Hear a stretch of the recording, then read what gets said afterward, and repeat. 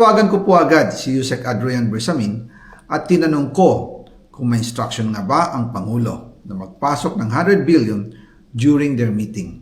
Ang sabi niya ay totoo nga po.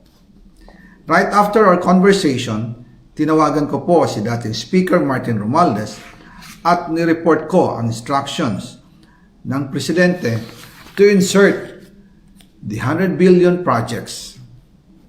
At sinabi niya sa akin, what the President wants, he gets.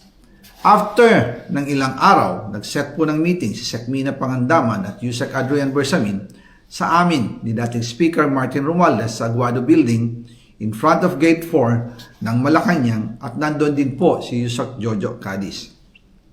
During the meeting, binigay po ni Yusek Adrian Bersamin ang listahan na worth 100 billion.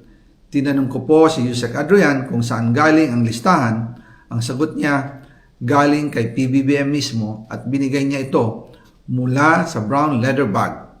Nung sinabi po ni Yusek Adrian Bersamin yung brown leather bag, naalala ko noong nasa Singapore kami right after the elections of May 2022 sa Hilton Hotel, kami ni dating Speaker Martin and PBBM habang pauwi at pabalik ng Pilipinas, hinabol ng PSG ang brown leather bag at ang sabi ni PBBM, maiwan na lahat, wag lang ang brown leather bag.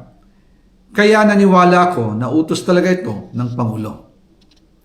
Pagkatapos ng ilang araw, I informed sina dating Speaker Martin Romualdez, Sec. Mina Pangandaman, Yusek Adrian Bersamin, and Yusek Jojo Cadiz na kung pwede 50 billion lang ang ipasok sa program funds dahil so sobra ang DPWH funds versus sa DepEd. In practice, hindi pwede na mas malaki ang budget ng DPWH kaysa edukasyon.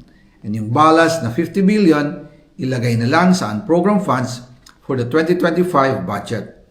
Dahil Office of the President din ang nagre-release ng lahat ng unprogram funds.